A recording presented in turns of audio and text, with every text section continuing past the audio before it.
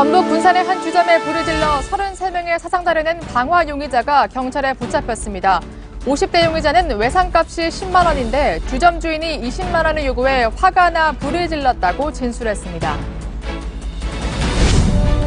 여자 쇼트트랙 국가대표 심석희 선수를 폭행해 제명된 조재범 전 대표팀 코치가 피해자 신분으로 조금 전 경찰에 출석했습니다. 군 당국이 군사 분계선에 배치된 북한의 장사정포를 40km 뒤로 물려달라고 요구하는 방안을 마련한 것으로 알려졌습니다. 이 시각 현재 판문점에선 아시안게임 공동 참가 등을 논의하기 위한 남북체육회담이 열리고 있습니다. 월드컵 축구대표팀이 오늘 밤 9시 스웨덴과 16강 진출의 운명을 가를 한판 대결을 펼칩니다. 우리나라가 속한 F조에선 지난 대회 우승팀이자 이번 대회 강력한 우승 후보인 독일이 멕시코에 0대1로 졌습니다.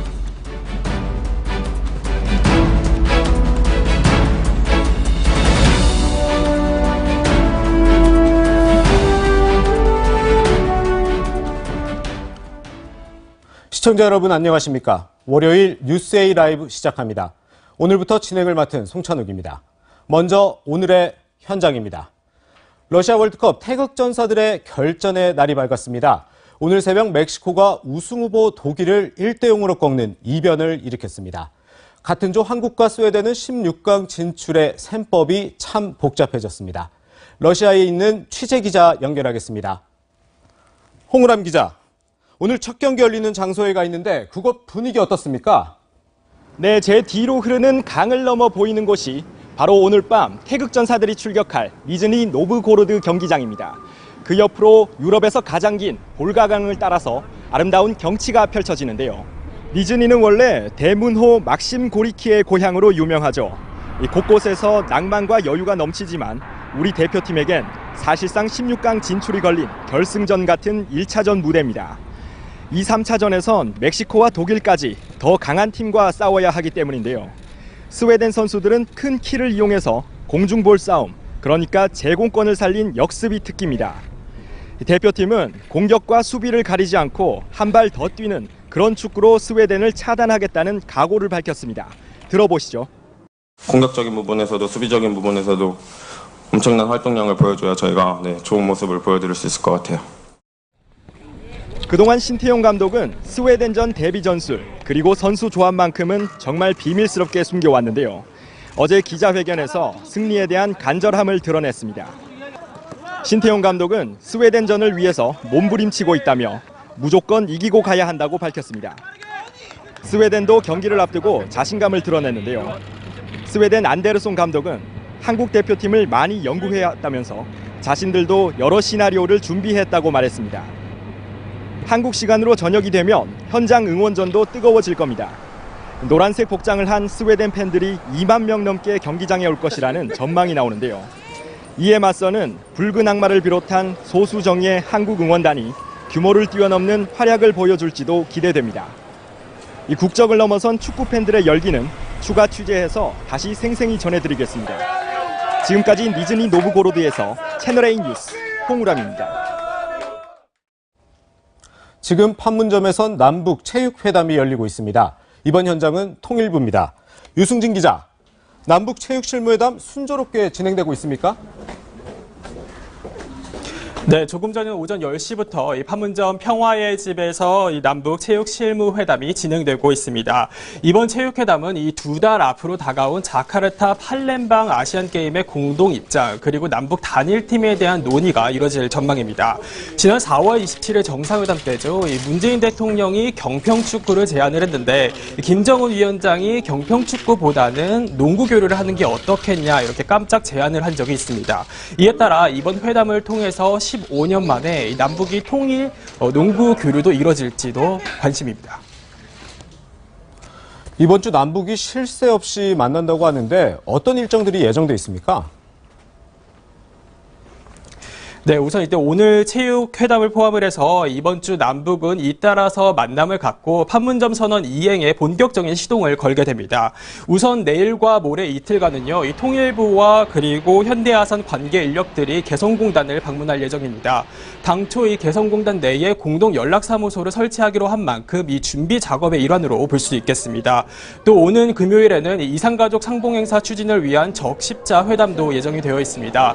남북은 이 적십자 회담을 통해서 인도적 문제들을 논의하기로 한 만큼 북한에 억류된 우리 국민 6명에 대한 문제, 그리고 탈북 여종업원에 대한 문제도 협상 테이블에 오를지도 관심입니다. 지난 남북 군사회담 이후에 장사정포 후방철수 이야기가 흘러나오는데 근거가 있는 얘기입니까? 네, 장사정포, 그야말로 사정거리가 긴 야포를 뜻합니다. 북한이 매번 이 서울을 불바다로 만들겠다, 이런 위협을 공언할 때마다 동원됐던 전력이라고 볼 수 있는데요. 지난 2010년에 북한은 실제로 연평도 포격 도발을 감행했을 때 이 장사정포를 이용한 바 있습니다. 때문에 이 장사정포를 후방으로 좀 더 철수를 시키는 것, 이 한반도 군사적 긴장 완화를 위한 핵심 조치라고 볼 수 있겠습니다. 우선 국방부는요, 지난 장성급 군사회담에서 이 장사정포를 후방으로 철수하는 건 아직 논의되지 않았다라고 선을 그었습니다. 하지만 앞으로 한반도 군사 긴장 완화에 대한 논의가 계속해서 이루어져야 되는 만큼 앞으로의 회담에서 이 장사정포 철수 논의가 이루어질 가능성이 있습니다. 지금까지 통일부에서 전해드렸습니다. 오늘의 마지막 현장, 전북 군산의 사고 현장입니다. 어젯밤 전북 군산의 한 유흥주점에서 방화 사건으로 3명이 숨지고 30명이 다쳤습니다. 취재기자 전화로 연결합니다. 공국진 기자, 화재 현장 상황 전해주시죠. 네, 불이 난 유흥주점은 현재 출입이 완전히 통제되고 있습니다. 주변에는 아직도 매캐한 냄새가 진동하고 있는데요. 건물 입구는 검게 그을린 자국이 선명하게 남아 있습니다. 이번 화재로 모두 3명이 숨지고 30명이 크고 작은 부상을 당했습니다. 피해자들은 군산과 전주, 대전 등지의 병원으로 이송되는데요. 부상자 중에는 중상자가 6명이나 됩니다. 조금 전 10시 30분부터는 소방당국 화재 감식반과 국과수 등 관계자들이 현장 감식을 하고 있습니다. 그렇다면 왜 이렇게 인명피해가 커진 건가요? 네, 유흥주점에서 화재 신고가 들어온 시각은 어젯밤 9시 54분쯤입니다. 당시 화재 현장과 2.5km 떨어진 119 안전센터에서 3분 만에 현장에 도착했었는데요. 하지만 인화물질로 인한 방화여서 초기 진화에는 다소 어려움을 겪었던 것으로 알려졌습니다. 불이 나면서 유흥주점 안에 있던 손님들이 소화기로 초기 진화를 시도했던 것으로 전해졌는데요. 하지만 워낙 불길이 거세고 유독가스도 많이 발생해 인명피해가 컸던 것으로 보입니다. 특히 해당 건물에는 스프링클러가 설치돼 있지 않았습니다. 또 불이 난 건물은 출입구와 비상구가 한 곳씩 있었는데 입구가 좁았던 점도 피해를 키운 것으로 전해졌습니다. 불은 55살 이모 씨가 인화성 물질 20리터를 유흥주점 출입구에 뿌리면서 시작되는데요. 경찰 조사 결과 외상값 10만 원 때문에 주인과 말다툼을 벌인 끝에 홧김에 불을 질렀다고 진술한 것으로 알려졌습니다. 이유는 범행 장소에서 500m가량 떨어진 자신의 집에 지인의 집에 숨어 있다가 새벽 1시 30분쯤 경찰에 긴급 체포됐습니다. 이 씨 역시 불을 붙이면서 화상을 입은 것으로 전해졌습니다. 지금까지 전북 군산 화재 현장에서 채널A 뉴스 공진입니다. 17일 김정은 위원장과 통화하겠다. 트럼프 미국 대통령의 이 발언으로 북미 간 한라인이 열릴지에 관심이 쏠리고 있습니다. 네, 자세한 이야기 두 분과 함께 들어보겠습니다. 신석호 동아일보 부장, 김정하 전 북한군 장교 나와 있습니다. 어서 오세요. 네, 그러니까 현재 시간으로 17일이니까 오늘이 바로 트럼프 대통령이 내가 김정은 위원장과 통화를 하겠다 이렇게 예고한 날입니다. 그런데 저희도 그렇고 미국 사람들도 그렇고 그래서 트럼프 대통령의 트위터를 주시하고 있는데 아직까지 통화했다는 소식은 들리고 있지 않은 것 같아요. 네, 제가 방금 동아일보 편집회의에 들어갔다 나왔는데 네. 아직 통화가 이루어지지 않았다 그럽니다. 그러니까 어제 밤부터 저희가 기다렸거든요. 밤 상황에서 통화가 이루어진 것이 트위터에 뜨면은 그때 기사를 빨리 어떻게 처리할까 그런 걱정을 했었는데 맞아요. 아직 이루어지지 않고 있습니다. 네, 그러면 트럼프 대통령이 어떻게 예고를 했었는지 먼저 들어보고 다시 이야기를 이어가겠습니다. East, how are you going to celebrate Father's Day? Work. I'm going to work. I'm going to actually be calling North Korea.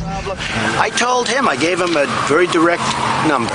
He can now call me if he has any difficulty. I can call him. We have communication. It's a very good thing. 네, 신부장. 그 생각을 해보면 4월 20일 날에 남북 정상간 한 라인이 설치되는데 아직 통화는 이루어지지 않고 있잖아요. 근데 이제 뭐 트럼프 대통령 같은 경우는 임박한 것처럼 얘기를 하는데 만에 하나 트럼프 대통령과 김정은 위원장이 정상간에 한 라인 통화를 한다. 좀 어떤 얘기를 나눌 수 있을까요? 일단은 6월 12일 싱가포르 정상회담에 대한 덕담을 많이 하겠죠. 그러면서 트럼프 대통령이 김정은 위원장 그때 잘 우리가 대화해가지고 우리 둘 다 굉장히 유명해졌어. 네네. 굉장히 많은 칭찬들이 많아. 이렇게 상황을 굉장히 긍정적으로 평가한 다음에 그다음에 그때 약속한 그 비핵화 조치들은 잘 진행되고 있는 거죠. 이렇게 물어보면서 김정은을 좀 다그치는 네. 그런 대화 정도, 좀 원칙적인 대화 정도를 하겠죠. 이제 아무래도 이제 북한 장교로 계셨잖아요. 그래서 좀 여쭤보고 싶은 게, 근데 이제 트럼프 대통령 같은 경우는 지금에 이렇게 당근을 주면서도 또 한편으로는 이렇게 좀 채찍질을 한다고 할까요? 이렇게 얘기를 하는데, 뭐 협상이 결련되면 전쟁 게임이 재개될 수 있다. 이렇게 얘기를 할 수 있는데, 이거에 대해서 좀 북한 쪽에서는 어떻게 생각을 할까요? 주로 이제 오락가락하는 좀 기만 전술 이런 거 북한이 많이 보였는데, 북한 입장 좀 어떻게 반응할 걸로 보입니까? 두 가지로 저는 본다고 생각합니다. 첫 번째 같은 경우에는 북한이 과연 이번 게임에서 진실 게임을 하는 것인가 아니면 이전과 같이 쇼 게임을 하는 것인가 두 가지 문제가 가장 핵심적인 문제고요. 그 두 가지 문제에서 트럼프의 어떤 발언을 지금 당장 예민하게 발언하기보다는 예민하게 어떻게 대처를 하기보다는 네. 우리가 트럼프가 우리를 믿게 하기 위해서 과연 우리가 어떻게 해야 되는가라는 문제로 나갈 방향이 있다고 봅니다. 그 부분을 저는 어디서 봤냐면 한번 정상회담 원래 하기 전에 한번 취소됐잖아요. 네. 그런데 북한의 반응이 생각 외로 나왔다는 거죠. 예. 그것은 이들이 정말로 이 정상회담을 얼마나 절박하게 원하는가라는 메시지를 우리가 거기서 읽을 수 있다고 봅니다. 그러한 문제에서 국제사회가 지금 다 같이 지켜보는 상황에서 네. 이것을 정말로 이전에와 같이 쇼게임으로 나간다면 그에 대한 뒷감당을 북한은 감당 못한다는 건 너무나도 잘 알고 있을 거고요.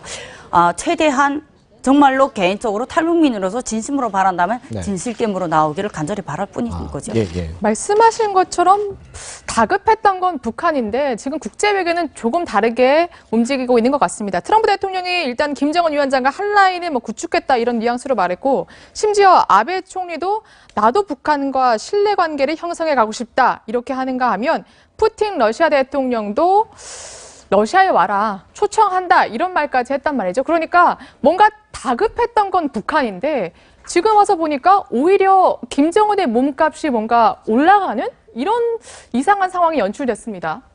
예, 어쨌든 김정은 국무위원장이 전향적인 평화 공세로 나서서 네. 일단 한국, 중국, 미국과의 관계를 어느 정도 회복하지 않았습니까? 네. 이런 상황이 되니까 이제 소외되어 있던 일본하고 러시아는 좀 급한 거죠. 왜냐하면 이 움직임에 맞춰서 일본과 러시아도 국익을 챙겨야 될 게 아니겠습니까? 그렇죠? 예. 일본은 특히 납치자 문제를 해결하면서 또 북한의 진정한 비핵화를 확인하고 이제 돈을 내야 되잖아요. 그죠? 네. 돈을 내기 전에 북한이 진정한 비핵화를 하도록 이렇게 끌고 가야 될 굉장히 다급한 그 행위자 중에 하나고요. 예. 러시아는 이제 여러 가지 경우에 있어서 북한이 중국과 너무 가까워지는 것을 막고 네네. 중국과 함께 러시아도 같이 관계를 개선하면서 중국, 러시아도 여러 가지 낮은 선봉 사업이라든지 경제적인 이권을 챙길 것들이 있지 않습니까? 이제 그런 것들을 위해서 관계국들이 다 지금 외교적으로 바쁘게 움직이는 그런 과정으로 이해하면 되겠습니다. 네. 근데 오늘 좀 이렇게 흥미로운 보도가 나온 게 북한이 북미 만남을 미국의 사업가를 통해서 타진을 했다. 이런 보도가 있었어요. 그만큼 이제 북한이 많이 절박했다. 미국과 만나기 위해서 사전에 굉장히 큰 노력을 했다. 좀 이렇게 볼 수 있을까요? 그렇게 볼 수도 있겠지만 북한으로서는 북한이 지금까지 정권 유지에 가장 우선이 뭐였냐면 자존심입니다. 네네. 예, 그들이 가장 중요하게 생각하는 그 자존심을 건드리지 않기 위해서 그들은 최대한 물밑 협상을 원한 거고 어떠한 공개적인 어떠한 체면 체면을 구기는 그러한 라인보다도 네. 조용하게 부드럽게 과연 어떻게 미국하고 접촉할 것인가 이런 라인을 가장 모색했으리라고 생각합니다. 네. 그런 측면에서 보면 북한의 자존심을 살리면서도 그들의 체면을 유지할 수 있는 그런 라인이 어찌 보면 사업가라든가 이런 조용한 디루트가 아니었겠나. 그런 것을 보게 되면 북한이 이 정상회담에 대한 진실 게임에 과연 어느 정도로 태도가 나올 수 있다는 걸 우리는 잠깐이라도 엿볼 수 있다고 저는 개인적으로 생각합니다. 네. 그간에는 뭐 김영철 위원장과 뭔가 통했다 이런 얘기도 있었는데 사업가는 뜻밖인 것 같아요. 그렇습니다. 몇 가지 점이 네. 포인트인데요. 그 미국 측의 대화 상대방이 쿠시너였다는 거고요. 네. 트럼프 대통령의 사위죠. 사위죠. 그러니까 트럼프 대통령하고 바로 닿을 수 있는 사람이 누구냐? 네. 쿠시너다. 쿠시너한테는 어떻게 가느냐? 그래서 쿠시너하고 친구인 슐츠라는 사업가를 북한의 고위 당국자가 접촉했다 이런 설인데요. 네. 굉장히 뉴욕타임즈의 보도고 권위가 있는 신문이죠. 네. 그리고 정황도 굉장히 그럴싸합니다. 왜냐하면 북한이 지금까지 대외 전략을 보면은 공격을 하면서 동시에 물밑으로는 대화를 항상 하려고 합니다. 아, 그래요? 그리고 네. 늘 대화와 공세를 하다가 어느 때는 공세를 앞세우고 대화를 좀 하기도 작게 하고. 네. 지금은 대화를 앞세우고 이제 공세를 작게 낮춘 하는 거잖아요. 거죠. 네. 두 가지 수단을 같이 하기 때문에 작년에 그 도발의 공세가 굉장히 높았을 때 이미 이 도발이 끝나면 대화를 해야지. 그러면 어떻게 해야지? 트럼프에게 직접 소통할 수 있는 사위 쿠시너를 접촉해보자라는 라인이 움직였을 가능성이 충분히 있는 겁니다. 네, 뭐 어쨌든 이렇게 북미가 이렇게 접촉이 됐는데 최근에 또 보면 이렇게 대화가 북미 간에 진행되는 사이에 북중 경계 지역의 그 대북 제재가 좀 느슨해지는 그런 분위기가 감지가 되고 있어요. 이게 좀 중국이 어느 정도 좀 허용을 해주고 있다 이렇게 봐야 될까요? 중국이 허용해 주는 부분도 분명히 있겠죠. 그러나 그만큼 북한 당국 자체에서의 북한 내부 자체에서의 경제적 상황이 최악으로 치닫기 때문에 네. 아무리 중국이 차단을 한다 해도 그 밀수를 절대로 못 막습니다. 네네. 북한 주민들이나 국경 지역에 있는 중국 주민들이나 서로 양자 간에 서로 간에 이득이 있기 때문에 네. 그들이 먹고 살아야 되기 때문에 그걸 절제할 수가 없어요. 그거는 한계성이 있습니다. 네. 예. 그러한 한계성을 중국이 어느 정도의 중재 역할을 하는가가 여기서 가장 중요한 문제인데 최근에 이슈 같은 게 너무 노골적으로 나온다는 게 이슈인 거죠. 네. 네. 그러한 이슈에서 중국 단동 같은 경우는 가장 상징적인 교육 지역이고요. 예. 그러한 교육 지역이 북한에서도 상징이지만 중국에서도 양자 간의 서로가 상징이고 이 양자 간의 상징은 두만강 무산 해산 지역의 상징보다도 무엇이 다르냐면 합법적이라는 겁니다. 네. 첫째로 합법적이고 신의주 지역에 있는 중국 국경에 있는 북한의 무역 거래들은 네. 대체로 정부하고 직결 연결된 기관들이 많이 나와 있다는 점이 중요한 지점이기 때문에 차라리 무산 해산 쪽에서 이 교역이 활성화됐다 이러면 진짜 북한 주민들한테 들어가겠네 네. 이렇게 생각을 하지만 네. 탈북민 입장에서는 단동이 활성화됐다? 네. 이거는 정부가 은밀히 뒤에서 밀거래를 하는 거 아닌가라는 네. 추측을 만들어주는 그러한 지역별 특성이 있다는 네. 걸 저는 말씀드리고 싶습니다. 네. 북한 정부가 은근히 밀거래를 하는 거 아니냐 이런 관측을 제시해 주셨는데 사실 걱정되는 건 비핵화가 확실히 되지도 않았는데 대북 제재가 이렇게 느슨해지고 있다 이런 건 걱정할 부분이거든요. 근데 심지어 어떤 보도에 따르면 그 물가가 장마당의 물가가 북미 정상회담 소식이 들려올 때마다 뭐 좋으면 오르고 뭐 나쁜 소식이 들려오면 내리고 이렇게 들썩인다는 거예요. 이렇게 네. 해외 소식을 다 장마당 그 주민들이나 뭐 다 접할 수 있나 보죠. 그 접할 수 있는 그 지역의 그 가운데 연결 다리를 바로 네. 중국 국경이 다 해줍니다. 아, 네. 중국 국경에는 최대한 북한 사람들하고 아무런 불편이 없이 자유 소통을 할 수 있는 조선족들이 가장 많이 산다는 장점이고 그러한 장점들이 바로 북한 주민들에게 다양한 이슈들을 그대로 다 전달을 해주고 그러한 전달 이슈와 관련돼서 이 교역이 지금 갑자기 이렇게 늘어난 것도 바로 그러한 이슈와 연결이 됐다는 부분입니다. 네. 특히 이러한 이슈의 가장 중심에 있는 사람들은 부를 누리는 북한의 장사꾼들과 중국의 장사꾼들의 서로와 이익이 맞아 떨어졌다는 부분이고 금액이 오르고 내리고 하는 이 부분은 앞으로의 대북 제재가 풀리겠네 이 정도면 네. 앞으로의 대북 제재가 이러면 안 되겠는 거 아닌가? 그러면 우리가 지금부터 물가를 올리면 원가의 마진이 떨어지지 않은 이런 미친 장사는 안 하게 되지 않을까? 이러한 장사꾼들이 이 속 때문에 이것이 출렁거린다고 생각하고 결국 이 속에서 피해자는 결국 북한 주민들입니다. 그러니까 이러한 부분을 항상 이런 이슈에서 놓치지 말았으면 좋겠습니다. 네. 네. 근데 이제 보통 이제 우리 국민들이 항상 궁금해하는 게 북한이 이제 장마당이 있다는 거에 굉장히 네. 궁금해하고 그 얘기를 굉장히 흥미를 많이 갖는데 요즘 북한 장마당에 이제 뭐 주먹들이라고 하나요? 이렇게 제대 군인 출신들이 많다고 하더라고요. 네네. 이런 사람들은 또 왜 있는 거고 어떤 역할을 하는 건가요? 북한의 장마당에 지금 주목이라고 나오는데 그것을 정확히 표현을 하자면 저는 개인적으로 네. 북한판 현대판 의적이라고 말씀드리고 싶어요. 네. 그러한 주제로 해서 제가 한 2년 전인가 육군지에 제가 칼럼 글도 낸 적이 있는데 왜 이것이 나가는가? 북한에서 최장의 군사복무 보통 남성들은 10년 이상이지 않습니까? 어찌 보면 북한이 스스로 판 함정이기도 합니다. 북한의 가장 큰 골칫덩이 문제이기도 하고요. 그러한 최장의 군사복무를 한 사람들이 제대돼서 고향에 안 보내고 무리 배치 지역으로 보냅니다. 네. 무리 배치 지역에서 생활의 형편 좋냐? 군 생활만 하고 장사를 전혀 모르던 사람들이 거기에 가서 더 최악의 상황을 겪습니다.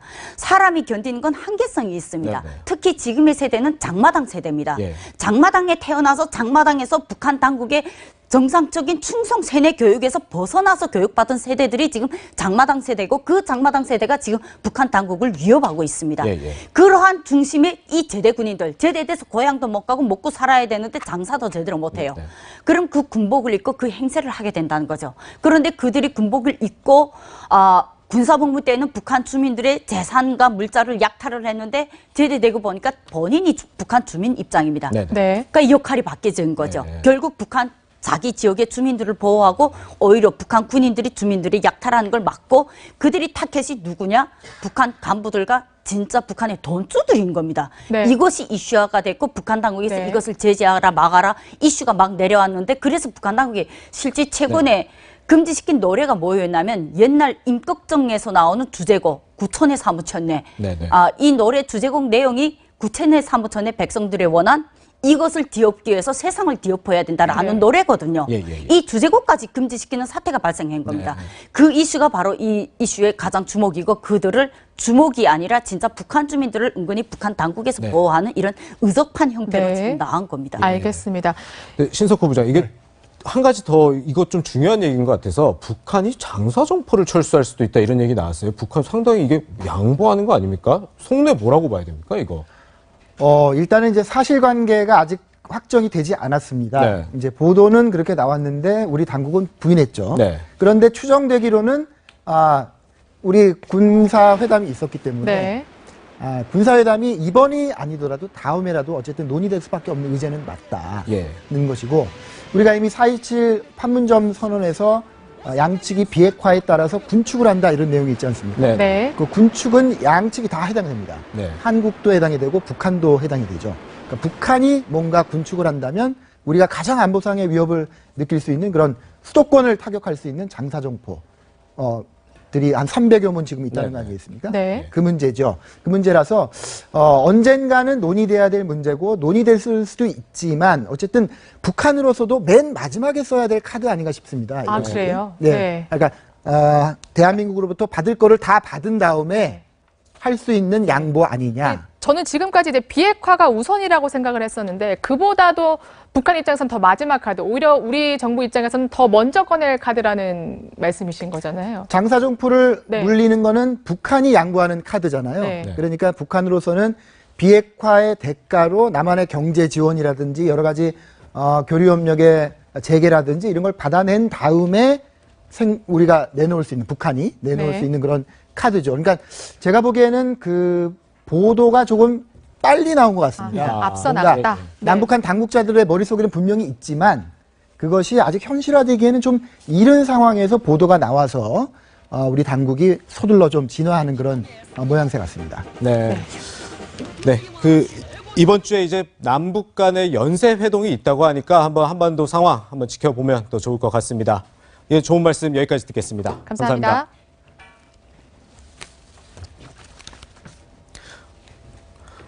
정부가 우체국을 통해 라돈이 검출된 매트리스를 수거하고 있습니다. 전국에서 거든 매트리스를 충남 당진에 있는 야적장에 쌓아놓고 해체 작업을 할 예정인데 인근 주민들이 반발을 하고 있다고 합니다. 네, 그 현장에 채널A 중계차가 나가 있습니다. 연결해 보겠습니다. 김태형 기자, 왜 라돈 매트리스를 하필 당진에 쌓아둔 겁니까? 네. 지금 제 뒤로 보이는 이 비닐에 쌓인 매트리스가 바로 폐암을 일으키는 발암물질의 하나인 라돈이 검출된 매트리스입니다. 이곳에 한 18,000여 개가 있는데요. 원래 이곳은 이 고철을 쌓아두는 야적장입니다. 충남 이 천안에 대진 침대 본사가 있는데 그 본사에 매트리스를 둘 곳이 없어서 이곳에 둔 것으로 알려졌습니다. 또 이 매트리스를 분해를 하면 쇠 용수철이 나오는데 이곳이 고철 야적장이다 보니까 그것을 처리하기가 쉬워서 이곳에 왔다는 얘기도 있습니다. 매트리스가 이곳에 온 건 지난 15일, 그러니까 지난주 금요일부터인데요. 지금 쌓여있는 높이가 제 키보다 훨씬 높고 그다음 우리 채널A 지금 중계팀 광각 카메라로도 한 번에 보이지 않을 만큼 그 양이 굉장히 많습니다. 네, 그런데 야적장 인근 마을 주민들의 반발이 상당히 심하다면서요? 네, 그렇습니다. 문제는 정부가 이 여기 주민들을 상대로 제대로 된 설명을 하지 않았다는 겁니다. 지금 이곳 야적장 근처에는 마을이 총 3개가 있는데요. 가장 가까운 마을이 지금 저 컨테이너 박스 넘어서 산 아래에 있는 곳입니다. 여기서 한 200m 정도 되는데 주민 300명이 살고 있습니다. 과연 주민들은 어떤 것을 걱정하고 무엇을 고민하는지 직접 들어보도록 하겠습니다. 네, 안녕하세요, 기자님. 네. 먼저 이곳에 매트리스가 온다는 거 언제 어떻게 들으셨나요? 금요일 날 오후 7시에 연락을 받았습니다. 시청 직원한테. 그 전화만 받고 사전 협의나 이런 설명회 같은 건 있었나요? 전혀 없었습니다. 전혀 없었다. 네. 지금 가장 큰 걱정이 뭔가요, 기자님? 이 사용하시던 매트리스를 사용하시던 전국적인 시민들이 불안해하는 거를 오염으로부터 피할 수 없는 방사능에 오염된 매트리스를 우리 동네에 와가지고 일방적으로 이곳에서 해체 작업을 한다는 데서 상당히 격분하는 바입니다. 네, 고맙습니다. 네. 주민들은 어제부터 이곳 입구 앞에서 천막 2동을 쳐놓고 매트리스가 들어오는 것을 저지하고 있습니다. 어제 전국에서 모인 매트리스를 실은 자동차 트럭 200대가 되돌아가기도 했습니다. 아니, 저라도 정말 걱정이 될 것 같은데 이거 정말 안전에 문제 없는 것 맞습니까? 네, 일단 정부는 안전에는 전혀 문제가 없다는 입장입니다. 주민들 입회하에 환경영향평가도 하고 또 방사선 측정도 하겠다는 입장인데요. 그렇다면 가장 중요한 매트리스 상태는 어떨까요? 한번 보시죠. 밀봉이 잘 되어 있는 것도 있는데 이렇게 비닐이 찢어진 것도 많고 또 구멍 나 있는 건 예사입니다. 또 찢어져 있고 그나마 비닐이 있는 거는 양반입니다. 저렇게 비닐 없이 그냥 맨 매트리스만 나와 있는 것도 있습니다. 자, 이 비닐이 왜 중요하냐 하면 그나마 방사능을 막을 수 있는 유일한 도구로 알려졌기 때문인데요. 이곳에 이런 매트리스가 18,000개가 있습니다. 이렇게 찢어진 것도 많은데 과연 모든 게 밀봉 처리가 돼 있냐? 여기에 의문점이 찍히고 있는 거죠. 그래서 주민들은 여기에 있는 매트리스를 모두 이곳이 아닌 다른 곳으로 옮겨달라고 주장을 하고 있습니다. 또 만약에 이 요구가 관철되지 않는다면 이 매트리스를 가지고 청와대로 올라가서 집회를 하겠다는 강경한 입장입니다. 그래서 이 라돈 매트리스 처리 방법을 두고 당국과 주민들 사이의 의견 차이는 당분간 쉽게 좁혀지지 않을 것으로 보입니다. 지금까지 충남 당진에서 채널A 뉴스 김태형입니다. 네, 지금 이 시각 가장 핫한 인물을 통해 이슈를 짚어보는 핫피플 시간입니다. 새롭게 마련해봤는데요. 손정혜 변호사, 장혜찬 시사평론가와 함께하겠습니다. 네, 첫 번째 인물 바로 쇼트트랙 국가대표 심석희 선수입니다. 평창 동계올림픽을 앞두고 쇼트트랙 국가대표 심석희 선수를 폭행한 조재범 전 코치가 조금 전 경찰에 출석했습니다. 그 모습 먼저 보시죠. 상습 폭행한 거 인정하십니까? 무리를 일으켜 죄송합니다. 왜 때린 겁니까? 빙상연맹의 영구제명 조치에 대해서 억울하신 부분 있으십니까? 성실히 조사받도록 하겠습니다. 심석희 선수 말고 다른 선수도 때렸습니까? 성실히 조사받도록 하겠습니다. 심석희 선수 14년 은사라고 알려졌는데 선수에게 하실 말씀 있으신가요? 성실히 조사받도록 하겠습니다. 귀국은 스스로 이뤄진 겁니까? 무리를 일으켜 죄송합니다. 왜 중국으로 가신 겁니까? 죄송합니다. 팬이라고 생각하세요? 아니면 선수 지도라고 생각하세요? 무리를 일으켜 죄송합니다. 그 어떤 질문에도 죄송하다, 조사를 성실히 받겠다 이런 답변만 했는데 당시에 이제 심석희 선수가 선수촌에 이탈했을 당시만 해도 뭐 한 번 정도, 뭐 한두 번 정도 때려서 충동적으로 이탈을 했다라고 생각을 했었는데 지금 뭐 조사 결과 수십 차례를 맞았다 이런 결과가 나왔죠. 네, 밀폐된 공간에서요. 발과 주먹으로 수십 차례 폭행을 했다고 알려져 있고 뇌진탕 소견까지 받았다고 합니다. 네. 이 어린 선수가 느꼈을 공포감이 짐작이 안 될 정도인데 더욱 문제가 되는 것은 애초에 발표했던 빙상연맹입니다. 빙상연맹 같은 경우는 말씀처럼 한 차례 손찌검 그리고 심 선수가 자존심이 상해서 선수단을 이탈했다 이런 식으로 이 조재범 코치의 폭행 혐의를 상당히 축소해서 발표했는데요. 만약 문화부의 이런 대대적인 감사가 아니었다면 이런 폭행의 전말이 제대로 드러났을지 의문이고 이번 감사 결과에 의하면 2018년 올해에만 3차례의 폭행이 있었다고 합니다. 그 이전까지 합하면 이 빙상연맹 선수촌 내에서 국가대표 선수들 대상으로 얼마나 많은 또 심각한 폭행이 있었는지 짐작하기 어려울 정도인 것 같습니다.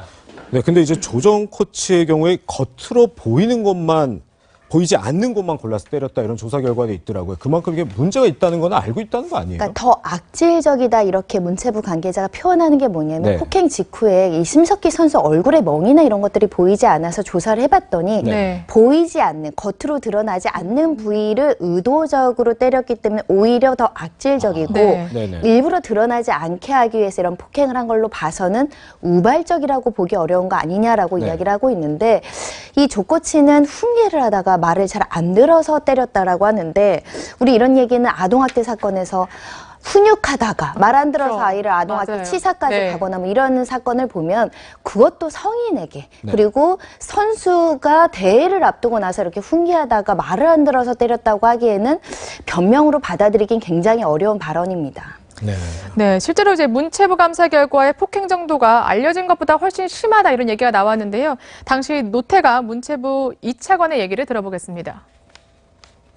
대통령께서 진천 국가대표 선수촌을 방문해 선수들을 격려하기로 했던 하루 전 2018년 1월 16일에는 선수촌 내에 밀폐된 공간에서 국가대표 선수를 발과 주먹으로 수십 차례 폭행을 했고 폭행을 당한 선수는 공포감으로부터 탈출하기 위해 선수촌을 빠져나왔습니다. 네, 폭행 정도가 어쨌든 상당한 것으로 알려졌는데 조재범 전 코치가 근데 이 사실이 알려진 이후에 뭔가 이렇게 자숙을 하는 게 아니라 중국 대표팀 코치를 가서 했다면서요. 근데 통상적으로 뭔가 수사를 받으면 출국 금지가 되고 뭐 해외에 나가는 게 불가능한 걸로 알고 있는데 어떻게 하다가 이런 일이 좀 벌어졌을까요? 일단은 대한빙상연맹으로부터 영구 제명이라는 중징계를 받았습니다. 그러니까 국내에서는 코치 생활을 하기 어렵게 되니 중국으로 건너간 사실은 알려졌는데 중국 대표 선수팀에 합류를 했습니다. 중국 국가대표팀을 보강한다라는 중국의 어떤 그 정책 하에서 이번에 중국 대표팀에 합류를 했는데 이제 피해자인 심석희 선수 입장에서 보면 국내에서 영구 제명돼서 앞으로는 피해자 가해자가 대면할 일이 없겠구나 안심을 할 수 있는데 바로 국제대회에 가면 이 코치를 만날 수도 있다라는 그 공포감이나 우려감이 있는 것이고 만약 그런 경우에 경기를 또 제대로 하기 어려운 심리적인 부담이 있지 않겠습니까? 그것 때문에 지금 심석희 선수가 심리 치료를 받을 정도로 충격을 받았었다 이렇게 얘기를 하고 있는 것인데 이게 또 법률적으로는 문제는 없습니다. 왜냐하면 우리 국내의 빙상연맹이 징계라는 게 국제법적인 효력이 없기 때문에 중국팀에서 법률적으로 안 받을 여지는 없는 상황이기 때문에 현재로서는 좀 심석희 선수의 어떤 심신의 안정이 더 우선시되는 상황이 아닐까 생각이 듭니다. 방금 좀 심리적인 얘기를 했는데 평론가님 그 생각을 해보면 사실 조 코치와 조정 코치와 심석희 선수 굉장히 오랜 인연으로 알고 있어요. 뭐 초등학교 때부터 가르쳤다고 하는데 그만큼 정신적 충격이 더 크지 않겠습니까? 그럴 것 같습니다. 사실 심석희 선수는 원래 스케이트 선수를 지망했던 게 아니고요. 강릉에 있으면서 오빠를 따라서 우연히 스케이트장에 들렀다가 7살 때 그 재능을 알아본 게 조전 코치입니다. 그리고 이제 스포츠 선수로서 꿈을 키우기 위해 초등학교 5학년 때 서울로 이사를 하는 과정에서도 이 조전 코치가 막대한 영향력을 끼쳤다고 알려져 있습니다. 그만큼 아주 어린 시절부터 이렇게 든든한 멘토 역할을 했던 코치가 이 올림픽을 앞두고 본인을 상습적으로 폭행하고 수십 차례 구타했기 때문에 더 큰 충격을 받을 것 같고요. 예. 지금 이제 중국에서 코치 생활하게 되면 국제대회에서 계속 마주치는 문제 등이 있는데 네. 이럴 경우 한국빙상연맹에서 이 국제를 관할하는 국제빙상경기연맹에 어떤 범세계적인 징계를 요청하면 아예 다른 나라에서도 코치 활동을 못하게 될 수도 있습니다. 네. 그런 식의 적극적인 조치가 필요하지 않나 하는 생각이 듭니다. 네, 그렇겠네. 경찰 수사 말고도 이런 적극적인 조치가 필요할 것 같은데 저는 걱정되는 게 뭐 경찰에 출석은 했습니다만 아까 말씀하신 것처럼 그냥 훈계 차원이었다라고 얘기를 한다거나 아니면 그저 뭐 통상적으로 있을 수 있는 뭐 하나의 관습이다. 좀 이해해달라 이렇게 하면 뭔가 제대로 된 처벌이 되지 않을까 이런 걱정도 되거든요. 그런 변명은 받아들여지지 않습니다. 예를 들면 훈계라고 하더라도 적정한 사회통념상 네. 적정한 수준이 있어야 되는 것인데 폭력을 행사하고 그것도 수십 차례나 때려서 뇌진탕의 진단을 받겠다는 거는 단순 폭행죄도 아니고 상해죄로 의유를 해야 되는 것이고요.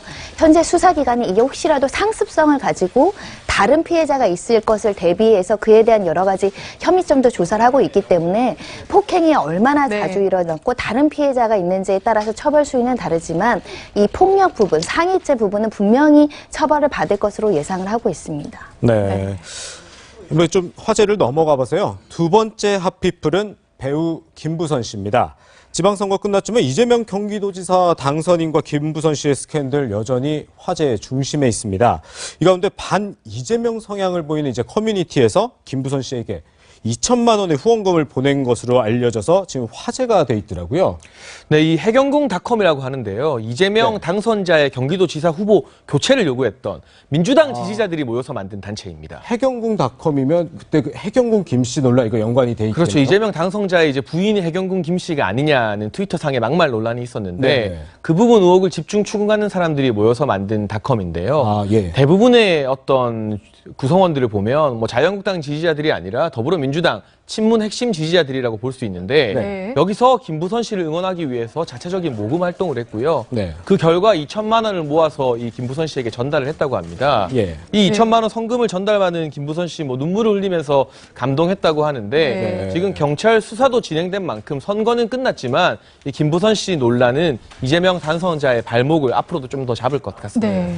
통장에 찍힌 수많은 입금 흔적들을 보며 놀랍기도 했고 울음을 멈출 수가 없었다. 이렇게 김부선 씨가 직접 그 기부를 한 관리자에게 밝히기도 했다는데 근데 사실 궁금한 게 이렇게 개인 2천만 원이 사실 큰 돈이잖아요. 이렇게 개인적으로 그냥 주는 거면 뭐 법적으로나 뭐 이렇게 불법 자금은 아닌 건가요? 만약에 김부선 씨가 이런 후원을 했다면 기부금품 모집 이런 절차를 따라야 되는데 타인들이 후원을 해서 준 거는 민법상 증여라고 보시면 될 것 같기 때문에 내가 당신에게 5만 원을 주겠다. 그러면 그거는 그 계약이 성립돼서 그것을 증여받은 사람이 마음대로 쓴다라고 해서 문제가 되진 않고 만약에 금액이 이렇게 지금 수천만 원에 이르고 있지 않습니까? 그러면 나중에 이렇게 세금, 소득 부분은 내야 되지 않을까 생각이 드는데 김부선 씨가 실제로 이거 돈을 보내준 사람들이 많은데 나보다 어려운 사람들이 많은데 이걸 정말 내가 써도 되는지 굉장히 좀 어려울 겁니다. 그런데 이 후원에 하신 분들은 누구도 사용처를 묻지 않을 것이라고 그 관리자로부터 들은 것으로 보이고요.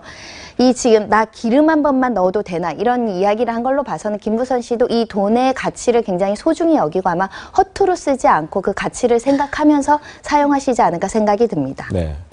이제 이재명 당선인과의 사생활 의혹에 대해서도 이제 내가 살아있는 자체가 증거고 진실이다 이런 입장을 고수하고 있는데 지난 10일 KBS 인터뷰에서 했던 말과 같습니다. 한번 들어보시겠습니다. 이제 세 번째예요. 더 이상 제가 숨길 수도 없고 피할 수도 없어요. 이게 거짓이면 저는 천벌받을 거고 당장 구속돼도 어쩔 수 없어요. 제가 살아있는 제가 증인이에요. 평론가님, 그 이제 선거 과정에서 상당히 그 공정 작가라든지 이런 분들이 김부선 씨를 옹호를 해주고 그랬는데 또 이번에는 김부선 씨가 2차 피해를 좀 우려하고 있더라고요. 커뮤니티 관리자들의 이제 감사의 글을 좀 올리기도 했다는데 어떤 내용인가요? 그러니까 본인이 왜 이렇게 언론에 나서서 진실을 밝혔느냐 그 이유를 설명하는 과정에서 계속해서 자신의 이야기가 논란이 되었지만 그때 누구도 도와주지 않았는데 일면식도 없는 공지영 작가 같은 분들이 도와준데 감사를 했다고 합니다. 감동을 받았는데 오히려 자신을 도와준 공지영 작가가 다른 뭐 이재명 당선자의 지지자들로부터 심한 모욕과 2차 가해를 받게 되자 본인이 가만히 있을 수 없어서 나섰다 이런 식의 발언을 한 것으로 보여지고요. 이 논란은 앞으로도 계속될 것 같은 게 2천만 원을 기부한 해경궁닷컴 같은 일부 이제 팬클럽들에서는 이 김부선 씨와 이재명 당선자가 데이트를 했다고 주장하고 있는 인천의 낙지집 있지 않습니까? 네, 그렇죠. 그 낙지집에서 이재명 당선자가 본인의 카드로 결제한 영수증을 찾아오면 500만 원의 현상금을 주겠다고 공표를 했습니다. 그리고 김부선 씨 측에서도 과거 메시지를 주고받은 핸드폰을 복원하는 시도를 하고 있다고 알려져 있는데요. 지금 이 논란은 이런 만약에 구체적인 증거, 낙지집 영수증이나 핸드폰 복원 내용 등이 추가로 밝혀지게 된다면 정말 치열한 법적 공방까지 번지게 될 것 같습니다. 그렇죠. 그러니까 일부 지지자들 사이에서는 저렇게 뭐 공개 수배 같은 영수증 같은 그런 것도 하는데 또 마찬가지로 바른미래당도 이재명 당선인을 검찰에 고발했잖아요. 그래서 경찰이 수사한다고 하는데 그러면 이재명 당선인도 뭐 소환돼서 조사까지 이뤄지는 건가요? 소환 조사의 필요성이 있다면 소환 조사를 할 것으로 예상이 되고요. 결국 이 사실이 진실한 사실이냐 허위 사실이냐 이것을 밝히는 것이 굉장히 중요하기 때문에 그 사실관계 필요하다고 한다면 소환 조사를 못할 이유가 없을 것이고 지금 말씀하신 대로 그 식당에 실제로 간 사실이 있는지 사진이나 이런 것들 정황적 증거 그리고 참고인들 진술을 통해서 사실이냐 허위 사실이냐는 조만간 밝혀지지 않을까 생각이 듭니다. 네. 근데 현재 지금 정치권에서 보면 이 문제 계속 이슈가 되는데 김부선 씨 SNS에 최근에 올린 걸 보니까 자유한국당 바른미래당은 손을 떼라 이렇게 글을 올렸다가도 또 관심을 보였었던 하태경 의원에 대해서는 직접 겨냥한 거 아니다 이렇게 좀 얘기를 하는데 어떻게 지금 보고 계신가요? 너무 과도한 관심을 받고 있다 보니까 본인이 아무래도 좀 스트레스를 받는 것 같아요. 네. 특히나 어떤 특정 정당에게 이용되고 있다 이런 여론을 상당히 우려하고 있는 것 같고요. 네. 바른미래당 하태경 의원이 김부선 씨의 후원 계좌를 공유하면서 본인도 후원을 하겠다고 밝혔습니다. 네네. 그러자 김부선 씨가 정치인들은 신경을 꺼달라고 했고요. 그에 따라 또 하태경 의원이 사과하는 뜻을 밝히자 재차 김부선 씨는 하태경 의원을 직접 거론하는 것은 아니라면서 상처를 입었다며 용서를 구한다 이렇게 밝히는 해프닝이 있었습니다.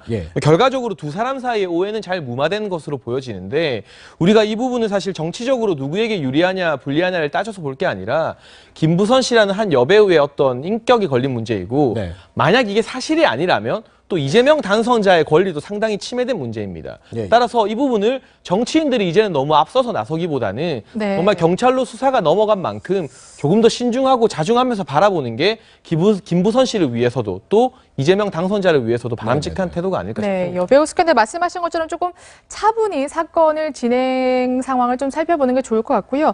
사실 선거 후폭풍 좀 진행되고 있는 분이 한 분 더 있습니다. 바로 2부 망천 발언으로 한국당 자진 탈당까지 했죠.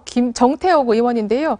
지금 보니까 정의당 인천시당에서 뭐 소송을 한다고 딱 금을 모아서 6억 1,300만 원 손해배상 청구 소송을 한다는데 이게 가능한 겁니까 사실? 얼마 전에 명예훼손과 모욕으로 형사 고소는 들어가 있는 상황인데 추가로 민사적인 위자료를 청구하겠다라고 하는 겁니다. 그래서 목표 인원이 613명인데 현재 150명에 이르는 소송 참가 인원이 있다라는 것이고요. 법률적으로 불가능하진 않습니다. 명예훼손과 모욕의 여지가 있기 때문에요. 다만 이제 특정성의 문제가 있는데 명예훼손의 피해나 모욕죄의 피해가 특정되고 어떤 사람들을 겨냥했다라고 보면 되는데 인천과 부천은 너무나 많은 그 집단이기 때문에 불법행위나 그 명예훼손 피해가 좀 희석화되면 이게 불법행위나 형사처벌까지 안 갈 가능성도 있거든요.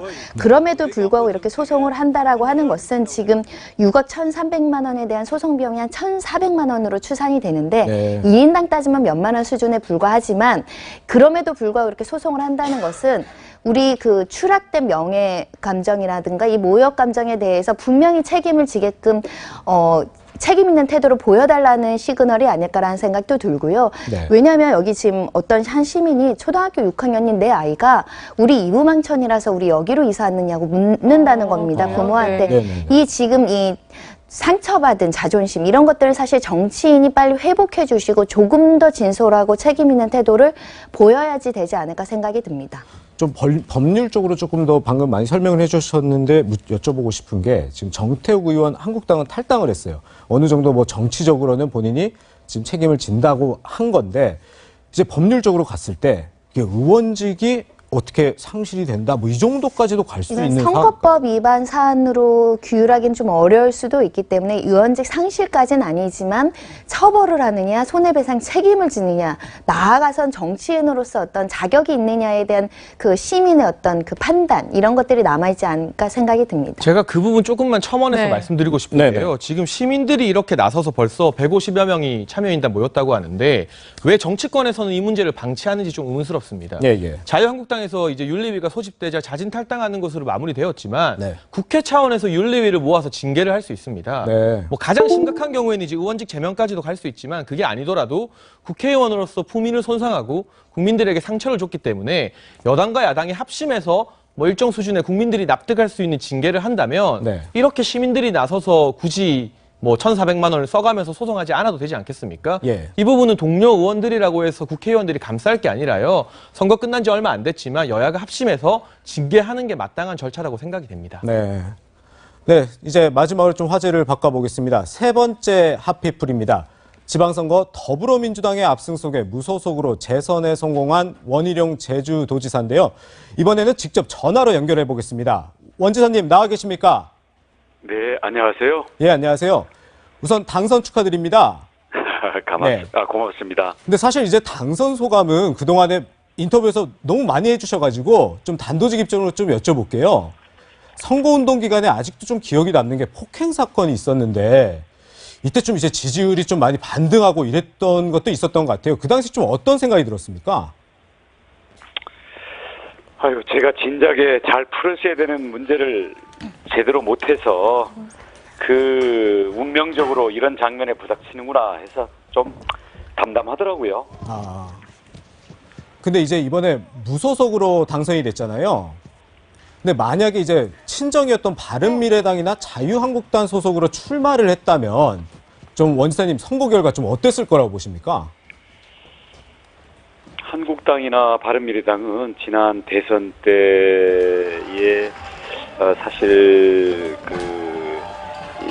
뭐 탄핵이라든지 아니면 그 과정에서 많은 그 문제점을 그 국민들한테 심판받은 거 아닙니까, 그죠? 근데 그 부분에 대한 철저한 반성이 없었기 때문에 그러면 국민으로부터 심판받게 돼 있어요. 그래서 정권 심판론이 아니라 어쩌면 야당 심판론이 상당히 작동했기 때문에 제가 만약에 그 소속으로 그냥 있었다면 야당 심판론의 영향을 받았겠죠.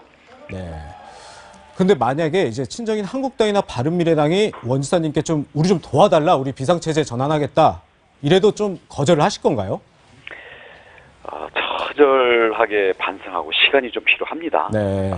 지금 대선으로 정권 교체가 된 지 지금 1년 조금 넘어가는데요. 1년 사이에 아무 일도 없었던 듯이 반성도 안 하고 그냥 일어설 수 있을 것이다. 정치가 우리 국민들의 수준이 그렇지 않다고 생각합니다. 근데 지금 방금 이제 속보 상황 하나 좀 전하면서 얘기를 하면 좋을 것 같은데요. 김성태 한국당 지금 당대표 권한대행이죠. 방금 전에 중앙당을 해체하겠다 이렇게 선언을 했답니다. 그 정도로 지금 한국당 상황 안 좋은 건데 이제 원 지사님한테는 지금 차기 대권 주자를 포함해서 유일한 대안이다 이런 시선까지 나오고 있어요. 뭐 맨날 이제 원 지사님 도정이 먼저다 이렇게 말씀을 하실 텐데 그거 말고 좀 솔직한 생각 좀 듣고 싶습니다. 지금 막 당선돼가지고 아직 임기 시작도 안 한 도지사한테 무슨 답변을 원하시는 겁니까? 도정에 전념해서요.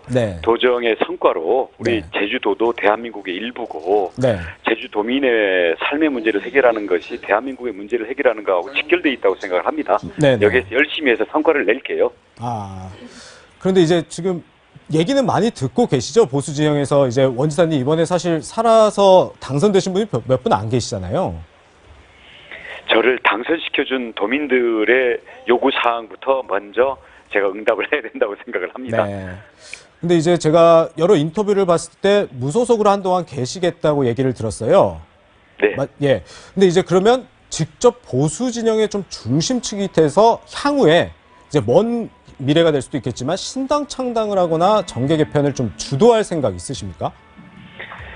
지금 앵커께서 말씀하신 것처럼 먼 미래의 일을 지금 얘기하라는 게 좀 안 맞죠, 그죠? 그런데 지금 당장 그 바른미래당도 그렇고 자유한국당도 그렇고 좀 굉장히 격동의 세월을 보내고 있지 않습니까? 우여곡절을 많이 겪어서 새롭게 철저히 새롭게 태어나야 될 겁니다. 예. 그럼 이제 좀 마지막으로 그 현재 도정 현안에 좀 여쭤보고 싶은데요. 그 예멘 난민 문제 제주 현안으로 떠오르고 있지 않습니까? 네. 예. 이렇게 좀 난민을 추방해달라 이런 청와대 청원까지 등장했다고 하는데 이 문제 좀 어떻게 해결하실 생각이십니까?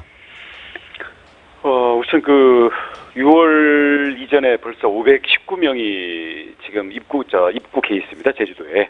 그래서 난민 신청을 받고 심사를 하는 중에 있기 때문에 난민 심사 중인 난민에게는 국제적으로 인도주의적인 지원과 처우를 할 의무가 있습니다. 그래서 저희가 최선을 다해서 인도주의적으로 처우를 할 거고요. 대신에 국가적으로는 6월 1일 날 그 예멘을 무비자 입국 불허국으로 지정을 했어요. 그래서 추가로 들어오고 있지는 않습니다. 그리고 이미 들어와 있는 분들이나 아니면 추가 입국 여부에 대해서 제주도민들이나 국민들이 불안해하는 점들은 저희가 그 관계기관, 출입국관리소랑 우리 제주도랑 협력해가지고 여러 가지 뭐 생계 문제, 치안 문제, 문화 갈등 문제 이런 것들을 저희들이 인력이나 기관 협조를 통해서 불안을 해소할 수 있도록 철저히 저희가 관리를 하겠습니다. 네. 네, 알겠습니다. 이제 다음 달 1일부터 원희룡 도정 2기 시작이 되잖아요. 또 앞으로 4년간 좀 많이 기대해 보겠습니다. 감사합니다. 네, 열심히 하겠습니다. 고맙습니다. 네.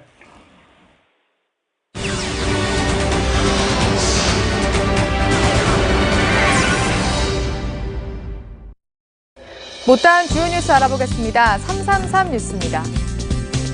간크의 아파트 1층 앞뜰에서 마약 완료 양귀비를 재배하던 60대가 경찰에 입건됐습니다. 이 재배량만 무려 300여 주. 경찰이 순찰에 돌다가 울타리 뒤로 보이는 양귀비 잎을 알아차리면서 덜미가 잦은 건데요. 그저 예뻐서 심었다는 이 씨. 경찰은 모발 등을 채취해 마약 투약 여부를 확인 중입니다.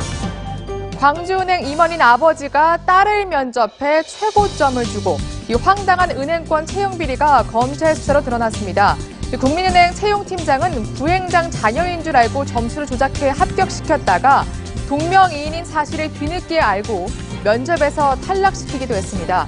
이 재판을 받게 된 사람은 모두 38명. 취업준비생은 물론 그 가족까지 좌절하게 만드는 범죄인 만큼 엄격히 처벌해야겠습니다. 1인 가구가 늘면서 인기인 반쪽 수박. 그런데 비위생적이란 지적입니다.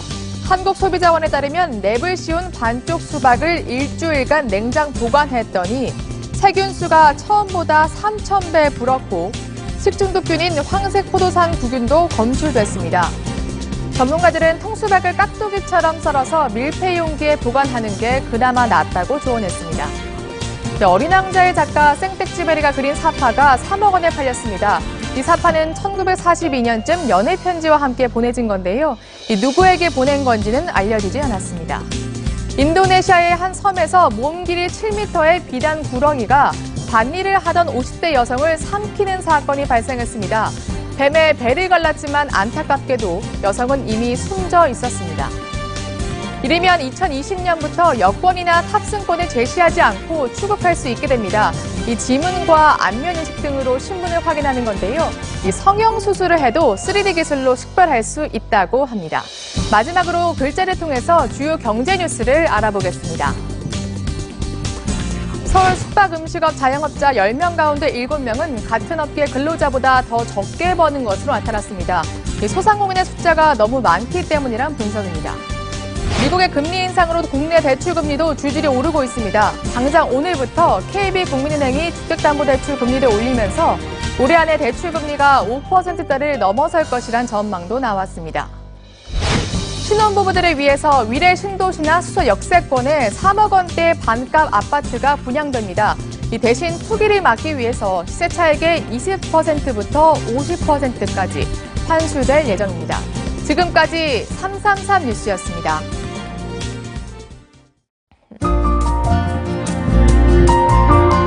이번 주는 불볕더위에 대비가 필요합니다. 아침부터 안개가 낀 탓에 지금도 시야가 탁한 곳이 많지만 볕은 뜨겁게 내리쬐고 있는데요. 오늘 전국이 30도 안팎까지 오르고 자외선도 무척 강하겠습니다. 한낮에는 오존 농도도 대부분 지역에서 높아집니다. 여름이 깊어지면서 대비해야 될 사항도 많아지는데요. 이맘때 건강관리 더 세심히 해주셔야겠습니다. 오늘은 우리나라의 월드컵 첫 경기, 바로 스웨덴과의 경기가 열립니다. 거리 곳곳에 열기 가득한 함성이 쏟아질 텐데요. 경기가 시작되는 밤 9시 무렵에는 대체로 맑겠고 또 기온은 22도에서 24도 안팎으로 선선하겠습니다. 얇은 겉옷만 잘 지참해 주시면 되겠습니다. 이번 주 내내 대체로 맑고 또 30도 안팎의 불볕더위가 기승을 부리겠습니다. 내일 제주도에는 첫 장맛비가 시작되는데요. 모레까지 영향을 주겠고 내륙 지역은 6월 하순쯤으로 장마 시기를 보고 있습니다. 오늘처럼 볕이 강한 낮에는 자동차 관리도 중요합니다. 주차하실 때는 그늘에 세우시는 게 좋겠고요. 창문을 살짝 열어두시는 게 좋습니다. 퇴학볕에 반려견을 두고 잠시라도 자리를 비우는 건 위험하니까요. 유의하시기 바랍니다. 뉴스의 라이브 날씨였습니다. 월요일 뉴스의 라이브 여기서 마칩니다. 네, 저희는 내일도 오전 10시 50분에 찾아뵙겠습니다. 시청해주셔서 고맙습니다.